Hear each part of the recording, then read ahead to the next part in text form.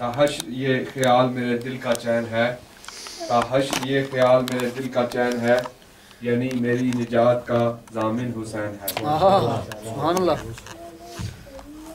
एक और छोटा सा शेर आपको मैं, आँखों के साहिलों पे है अश्कों का एक हजूम, आँखों के साहिलों पे है अश्कों का एक हजूम, शायद गमे हुसैन का मौसम करीब है।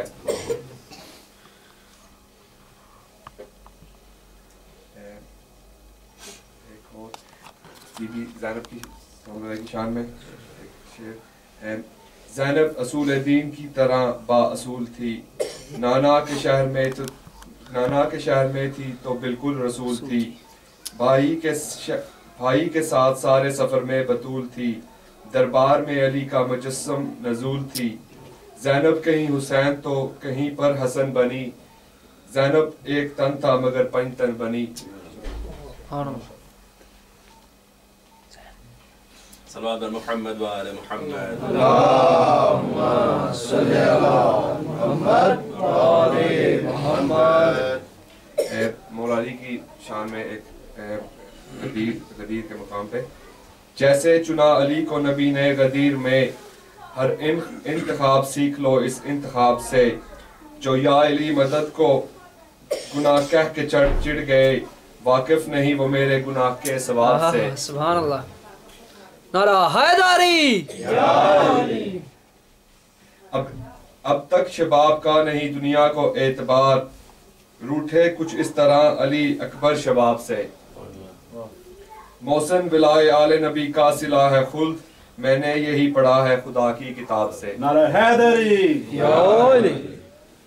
जी बस एक और आखिरी आपकी में, कातिल कभी मकतूल का मातम नहीं करते, कहते हैं बड़े फख्र से हम गम नहीं करते, मातम की सदा सुनते हैं मातम नहीं करते, वो लोग भला समझेंगे क्या रोज़े शहादत, जो ईद तो करते हैं मुहर्रम नहीं करते।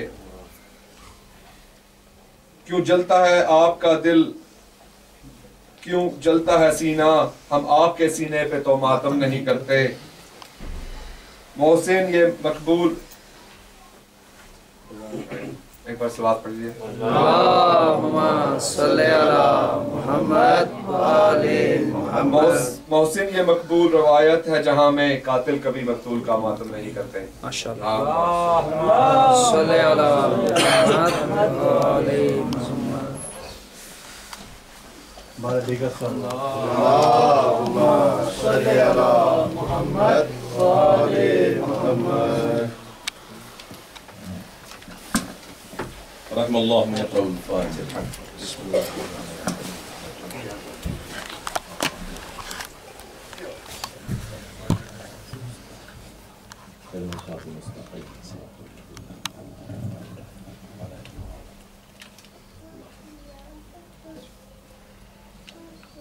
औज़ु बिल्लाहि मिनश शैतानिर रजीम। बिस्मिल्लाहिर रहमानिर रहीम। अल्हम्दुलिल्लाहिल्लज़ी हदाना लिहाज़ा वमा कुन्ना लिनहतदिया लौला अन हदाना अल्लाह। लक़द जाअत रुसुलु रब्बिना बिल हक़्क़ वस्सलातु वस्सलामु अला रसूलित तक़लैन महबूबि रब्बिल मशरिक़ैन वल मग़रिबैन व जद्दिल हसन वल हुसैन मौलाना बिल क़ासिम मुहम्मद। अल्लाहुम्मा सल्ली अला मुहम्मद व आले वअला अहले बैतिहि अत्तय्यबीन अत्ताहिरीन अल-मअसूमीन अल-मज़लूमीन व लअनतुल्लाहि अला आदाइहिम अजमईन। अम्मा बअदु फ़क़द क़ाल अल्लाहु तबारक व तआला फ़ी किताबिहिल मुबीन वल फ़ुरक़ानिहिल हमीद व हुवा अस्दक़ुल क़ाइलीन। बिस्मिल्लाहिर रहमानिर रहीम। या अय्युहल्लज़ीना आमनू क़ू अनफुसकुम व अहलीकुम नारा वक़ूदुहा अन्नास वल हिजारा अलैहा मलाइकतुन ग़िलाज़ुन शिदाद। सल्लल्लाहु अलैहि मुहम्मद व आले मुहम्मद। अल्लाहुम्मा सल्ली अला मुहम्मद व आले मुहम्मद। अज़ीज़ान मोहतरम, अय्याम अज़ा की आज ये तीसरी मजलिस सूरह तहरीम की, जिसका तज़किरा मैंने अपनी फर्स्ट मजलिस में किया था, सूरह नंबर 66, पारा नंबर 28 और वर्स नंबर 6 का, ये भी पूरी वर्स नहीं है, لاسٹ کے بھی جملے باقی رہ گئے ہیں، مگر 6 کے حصے یہ بیان کیے گئے ہیں، جس میں اعلان پروردگار ہو رہا ہے، یا ایھا الذین آمنوا، اے صاحبان ایمان، قوا انفسکم واہلیکم نارا، اپنے آپ کو، اپنے نفس کو اور اپنے اہل و عیال کو نار سے بچاؤ، آگ سے بچاؤ۔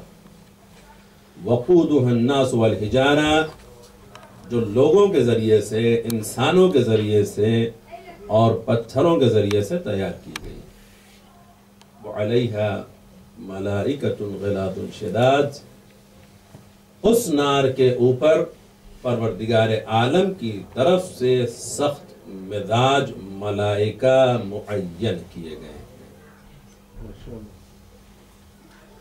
اور اس کی مثالیں میں نے آپ کے سامنے بیان کی تھی کہ عموماً جیسے ہمارے مزاج میں، ہمارے فکر میں یہ بات ہوتی ہے کہ ہم کہیں اپنا کچھ نہ کچھ کام چلا لیں گے، تو اللہ پہلے یہ بیان فرما رہا ہے کہ ہم نے ایسے معین کیے ہیں کہ جہاں تمہاری نہیں چلنے گی۔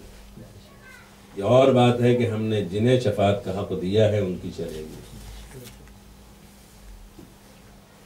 قرآن مجید کی صرف یہ ایک ہی آیت نہیں ہے کہ جہاں اللہ نے خطاب اس انداز میں کیا ہو، یا ایھا الذین آمنوا۔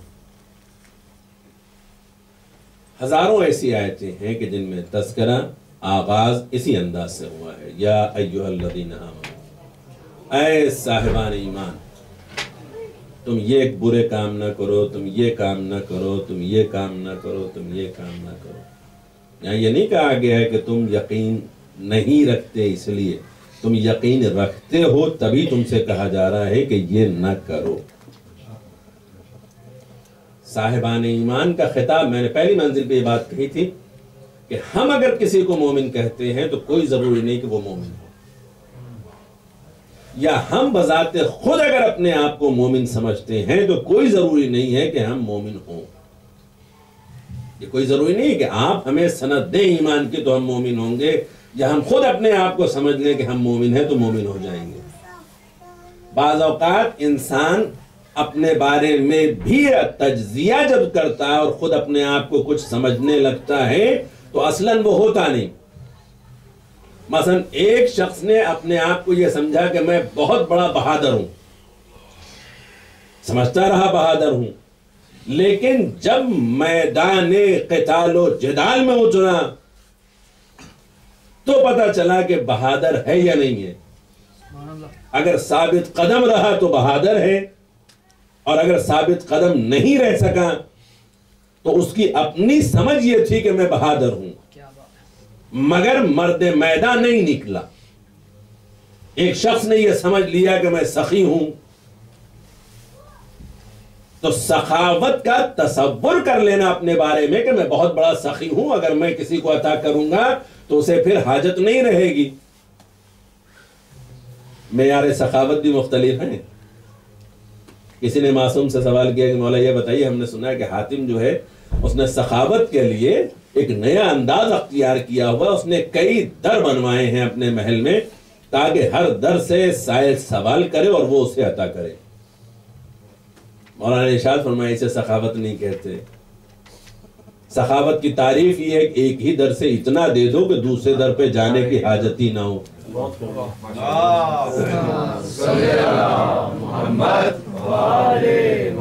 تو معیار سخاوت انسان اپنے اعتبار سے، اپنی فکر میں، اپنے تصور میں یہ سوچتا ہے کہ میں اس طریقے سے کروں یا میں اس طریقے سے ہو جاؤں۔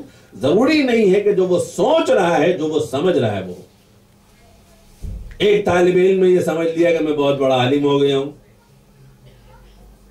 تو اس کے سمجھ لینے سے وہ مرکز علم نہیں بن جائے گا،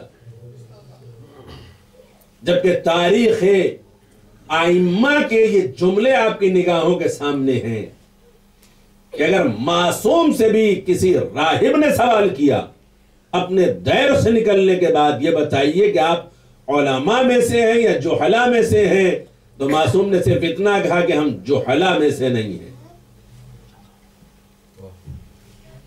یہ کہتے ہیں احتیاط۔ معصوم یہ کہہ سکتا ہے کہ ہم زمانے میں سب سے زیادہ، اور اللہ منتخبی اسے کرتا ہے کہ جس کے پاس سب سے زیادہ علم ہو، تو جو سب سے زیادہ علم رکھنے والا ہے اس سے بڑا عالم اور کون ہو سکتا ہے؟ لیکن تقاضائے اتحاد جسے ہم اپنی زبان میں کہتے ہیں انکساری یہی کہلواتی ہے، اخلاق یہ سزا دلاتا ہے. اور اسی لیے بار بار معصوم کہتے ہیں کہ سب سے بہترین انسان وہ ہے کہ جو اپنے مقام سے کمتر پر راضی ہو جائے. کسی بز میں آپ پہنچے اور آپ یہ سمجھتے ہیں کہ آپ کا اسٹیٹس یہ ہے کہ آپ کو اسٹیج پر موقع دیا جائے بیٹھنے کا، مگر آپ اسٹیج سے نیچے ہی اگر کرسی پر راضی ہو جائیں تو یہ آپ کے اخلاق کی بہترین علامت ہے اور آپ افضل ترین انسانوں میں سے. تو عزیزان محترم، انسانی فکر، انسانی مزاج، انسانی عادات و اطوار مختلف ہوا کرتی ہیں، مگر اس کے باوجود بھی اللہ جن سے خطاب کر رہا ہے وہ یقیناً اپنی سمجھ میں مومن نہیں ہے، کسی کے کہنے سے مومن نہیں ہے، بلکہ اللہ جو قلب کے حالات کا جاننے والا ہے، جس وقت وہ خطاب کر رہا ہے بہرحال وہ اس وقت مومن ہے، اور ان سے یہ کہہ رہا ہے کہ اے صاحبان ایمان، اپنے آپ کو بھی، اپنے نفس کو اور اپنے اہل و عیال کو نار سے بچاؤ. ایمان کے بعد، یقین کے بعد، اور یہ ایمان و یقین کس پر ہے؟ خدا پر ہے، نبی پر ہے، ائمہ پر ہے. جو کچھ نبی پر نازل ہوا ان سب پر ہے، جو کچھ نبی سے پہلے نازل ہوا ان پر بھی ہے. ان سب کا یقین رکھنے والا، اور اس کے ساتھ ساتھ آخرت کا یقین رکھتا ہے. علامات ایمان میں آخرت کا یقین بھی ہے. ایسے انسان سے اللہ خطاب کر رہا ہے، کیوں کر رہا ہے؟ اور اس کی مثالیں میں نے آپ کو 2 مجلسوں میں دی ہیں. پہلی صورتحال ہماری یہ ہے کہ ہم نے قانون الہی کو، شریعت اسلام کو، مذہب حقہ کو ہم نے علم سے حاصل نہیں کیا ہے، ہم نے تحقیق سے حاصل نہیں کیا ہے، ہم نے جستجو سے حاصل نہیں کیا ہے. جو دستور، جو دین، جو شریعت نسلی اعتبار سے چلی آئی ہیں وہ ہم تک منتقل ہو گئی. ہر ایک کے لیے یہی اصول ہے. اس میں فرقوں کو مت لے آئیے گا اور نہ کوئی قید فرقوں کے لیے آئیے گا. کل جس طریقے سے ہمارے آباء و اجداد شیعہ تھے اسی طریقے کے شیعہ ہم آج بھی ہیں. کل جس طریقے سے آپ کے آباء و اجداد جس مذہب پر عامل تھے، جس قانون پر عامل تھے، ان کے نزدیک جو چیزیں اہمیت رکھتی تھیں وہی چیزیں آج ہمارے نزدیک بھی اہمیت رکھتی ہیں. اس سے آگے کی اہمیت نہیں ہے. تو یہ مذہب نسلی ہے، مذہب اصلی نہیں ہے.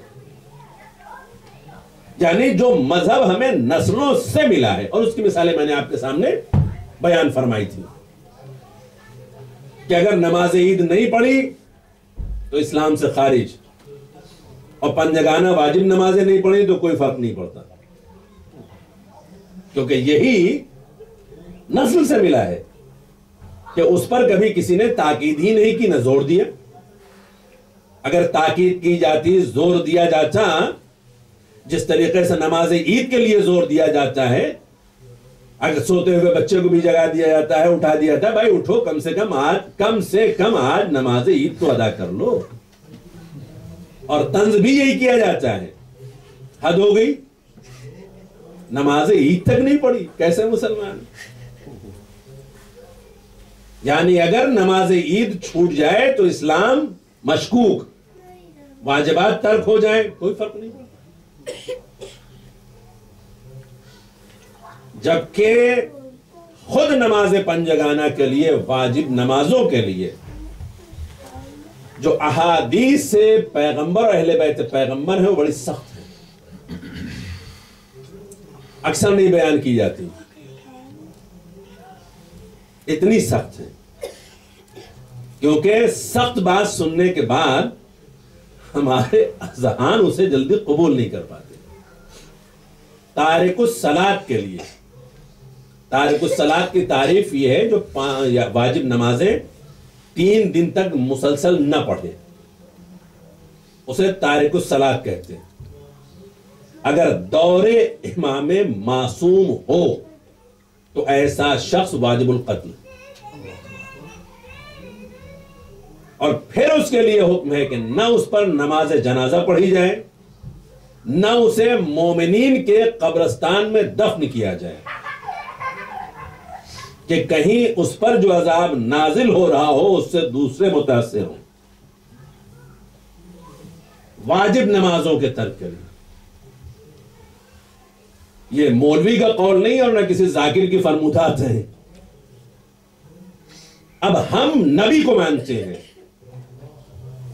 امام کو مانتے ہیں، فرمودات امام کو نہیں مانتے، اور یہیں سے مسئلہ شروع ہو جاتا ہے کہ اب اگر تم یقین رکھتے ہو نبی پر، یقین رکھتے ہو ائمہ پر، ان کی عصمت پر، ان کی صداقت پر، ان کی امانت پر، ان کے اعلیٰ اور عرفہ ہونے پر، ان کے بھیجے جانے پر، ان کے آنے پر، پیغام لانے پر، سب پر تمہیں یقین ہے، تو ان کی فرمودات پر عمل کرنا ہمارے لیے حالات اور واقعات دشوار گزار نہیں۔ ہم جب جہاں چاہیں مصلی بچھا کر کے نماز پڑھ سکتے ہیں، لیکن جب یہ ممکن نہ رہا ہو، کوئی پابند سلاسل، ہاتھوں میں ہتکڑیاں، پیروں میں بیڑیاں، گلے میں خاردار توق اور کمر میں لنگر، اس وارث غم امام حسین کے لیے کہ جو ہمارا اور آپ کا چوتھا امام، امام سجاد، اللہم صلی علی محمد وآل محمد، اہمیت نماز،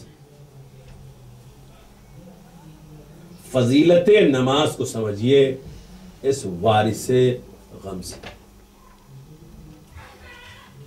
کسی امام کا ٹائٹل سید الساجدین زین العابدین نہیں، جبکہ سب کی عبادتیں ایسی ہیں، پیغمبر کی عبادت کے لیے قرآن کہتا ہے میرے حبیب یہ عبادت تو تم پر فرض اس لیے نہیں کی گئی تم اپنے آپ کو زحمتوں میں مبتلا کر لو، قم اللیل الا قلیلا، رات میں بھی جو تم رات بھر قیام کرتے ہو اس میں تخفیف کرو، کم رات تک قیام کیا کرو، تمہارے پیروں میں ورم ہو جاتا ہے۔ اللہ حکم دے رہا اپنے حبیب کو، میرے حبیب اتنی عبادتیں تم کرتے ہو۔ ہمارا وہ نبی جس پر ہم ایمان رکھتے ہیں، جس پر ہم یقین رکھتے ہیں، جس کے بعد ہم مومن کہلاتے ہیں، اسے اللہ یہ کہہ رہا ہے میرے حبیب اپنی عبادتیں تھوڑی کم کرو، اور ہم سے کہہ رہا ہے کہ کم از کم پڑھو، پڑھو تو صحیح، چاہے واجبات ہی پڑھو۔ ہم واجبات ادا کرنے کے لیے تیار نہیں ہے، اور وہاں نبی سے کہا جا رہا ہے میرے حبیب عبادتوں میں تھوڑی تخفیف کرو۔ امیر المومنین کی ذات گرامی، پوری تاریخ اٹھا کر کے دیکھ ڈالیے، کیا کسی اور کے گھر سے ہزاروں تکبیریں بلند ہوتی تھی؟ کیا کوئی اور اتنا بڑا عبادت گزار تھا کہ جس کے بیت الشرف سے ہزاروں تکبیروں کی صدائیں بلند ہوتی ہوں؟ وہ ہمارا اور آپ کا پہلا امام امیر المومنین علی ابن ابی طالب علیہ السلام کے لیے بیان کی گئی۔ صلی علی محمد وآل محمد۔ اس سے آگے بڑھ کر کے مختصر خود پانچویں امام چوتھے امام سے ارشاد فرماتے ہیں، امام سجاد سے، بابا اپنی عبادتوں میں کچھ تخفیف کیجیے۔ کہا میرے لال ذرا جد کا صحیفہ لے آنا اور ان کی عبادتوں پہ نظر ڈالنا، یعنی مولا امیر المومنین کے بارے میں ارشاد فرماتے ہیں کون ہے جو جد کی طریقے سے عبادتیں انجام دے سکے۔ ہمارا اور آپ کا چوتھا امام 35 سال تک جس نے واقع کربلا کو یاد کر کے ماتم کیا، گریہ کیا، خون کے آنسو رویا، ہم اور آپ وہ غم نہیں منا سکتے جو غم امام سجاد نے منایا ہے. جس طریقے سے واقعی کربلا کو یاد امام سجاد نے کیا ہے کوئی نہیں کر سکتا، چاہے جتنا بڑا عزادار ہو جائے. مگر کیفیت کیا ہے کہ وہی امام بعد کربلا اس امام کو یہ ٹائٹلز مل رہے ہیں کہ اگر کوئی زینت عبادت ہے تو وہ امام سجاد ہے، اگر کوئی سید الساجدین ہے تو وہ امام سجاد ہے. اور یہی امام معصوم جناب ثانی زہرا کے لیے ارشاد فرماتے ہیں کہ میری پھوپھی زینب کی نماز شب ان حالتوں میں بھی قضا نہیں ہوئی جب ہم اسیر تھے. نماز شب واجب نہیں ہے، نماز شب نافلہ ہے، یہ واجب نہیں ہے کہ اگر چھوٹ جائے تو عذاب کا شکار ہو جائیں. دنیا ہمیں کس طرف لے جانا چاہتی ہے؟ ہم عقیدت رکھتے ہیں، ایمان رکھتے ہیں، یقین رکھتے ہیں خدا پر، رسول پر اور ائمہ پر. سیرت و کردار معصوم کیا ہے؟ کیا ہم نہیں جانتے؟ کیا ہم نہیں واقف ہیں؟ لیکن یاد رکھیے گا ہماری ہر عبادت محبت پیغمبر اہل بیت پیغمبر کے بغیر قابل قبول نہیں. لیکن تقاضائے محبت بھی یہی ہے کہ کوئی امر الہی ترک نہ ہونے پائے. تقاضائے محبت یہی ہے، اور اس کی سب سے بڑی وجہ یہ ہے کہ ہم اگر ائمہ سے محبت کرتے ہیں تو ائمہ کی حیات جس طرح سے بسر ہوئی ہے، ہماری ذمہ داری یہ ہے کہ ہم معصومین کی اتباع اور اطاعت میں زندگی بسر کریں. اور اس کے لیے ضروری ہے کہ ہم خود آگہی حاصل کریں. کسی اور امام نے یہ نہیں کہا ہے، ہمارے اور آپ کے ساتویں امام نے قید و بند کی زندگی میں بھی جب سخت ترین قید خانے میں رکھا گیا، اور جس قید خانے میں قبر کھود کر کے اس طریقے کا قید خانے میں رکھا گیا کہ جہاں امام مکمل کھڑے بھی نہیں ہو سکتے تھے، وہاں پر بھی ہمارا اور آپ کا یہ ساتواں امام بارگاہ الہی میں شکر خالق ادا کرتے ہوئے یہ کہتا ہے پروردگارہ تیرا شکر ہے کہ تو نے اس گوشہ تنہائی میں بھی ہمیں اپنی عبادت کی انجام دہی کی توفیق عطا فرمائی. اس گوشہ تنہائی میں بھی، یعنی دنیاوی اعتبار سے ظالم یہ سمجھ رہا تھا کہ ہم ان پر سختیاں کر رہے ہیں، انہی سختیوں کو ساتویں امام شکر کا ذریعہ بنا رہے تھے. قید و بند کی زندگی میں ہماری نظروں میں کیا اہمیت ہے؟ پیغمبر اسلام نے شعبان کا آخری خطبہ استقبال رمضان کے سلسلے میں دیا. سوال کرنے والے نے سوال یہی کر لیا کہ بتائیں کہ اس ماہ مبارک رمضان میں سب سے بہتر عمل کیا ہے؟ نبی ارشاد فرماتے سب سے بہتر عمل یہ ہے کہ اپنے آپ کو گناہوں سے محفوظ رکھو، برائیوں سے بچاؤ. کیوں؟ اس کی ایک مثال چھٹے امام. جس طریقے سے ہم حضرات بعض اوقات جب اعمال کی طرف نظر ڈالتے ہیں تو اس میں بڑی فضیلتیں بیان کی جاتی ہیں. یہ دعا پڑھو گے تو اتنے مکان جنت میں مل جائیں گے، یہ تسبیح پڑھو گے تو اتنے حور و غلمان جنت میں مل جائیں گے، اتنے باغات تمہارے وہاں تیار ہو جائیں گے. تو ایسے ہی چاہنے والے نے بارگاہ عصمت میں امام جعفر صادق علیہ السلام میں یہ سوال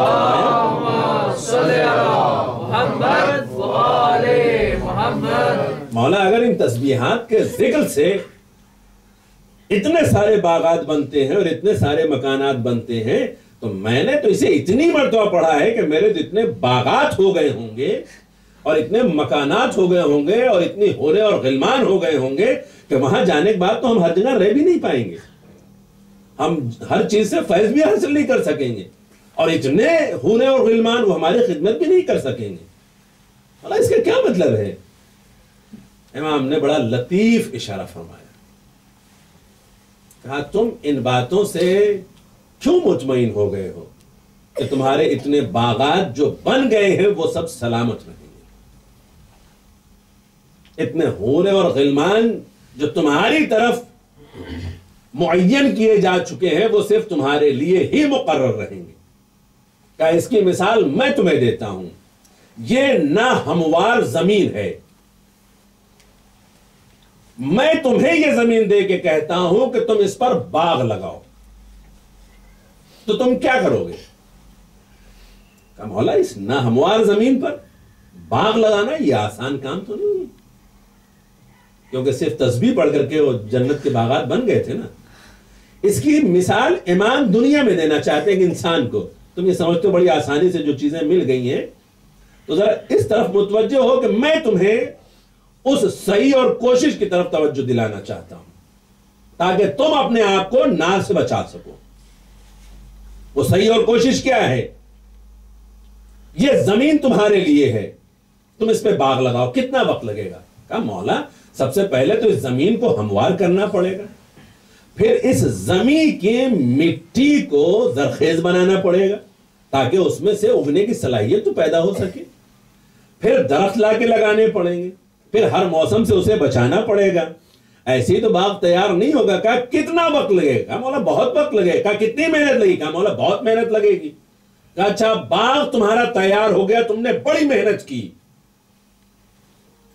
اب اس باغ کے تیار ہو جانے کے بعد جب یہ باغ پھل دینے لگا ہے اور اس کے بعد میں تم سے کہوں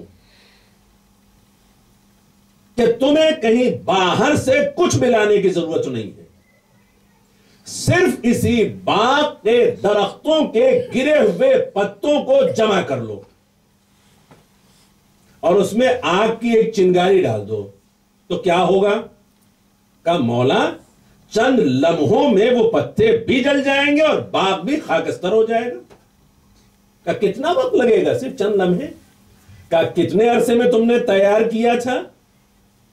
کہ مولا بہت وقت لگا تھا، زمین کو ہموار کرنے سے درختوں کے تیار کرنے تک۔ کہ اتنی زحمتوں مشقتوں اور محنتوں کے بعد جو باغ تیار ہوا تھا، تمہاری چند غلطی کی چنگاری نے اسے بھسم چند لمحوں میں کر دیا ہے۔ اسی لیے تو تم سے کہا جاتا ہے نا کہ اپنے کو گناہوں سے بچاؤ، اپنے کو برائیوں سے بچاؤ، کیونکہ یہ گناہوں اور برائیوں کی جو آگ ہے یہ تمہارے ان باغات کو ختم کر دیا کرتی ہے جن پر تم اعتماد کیے جاتے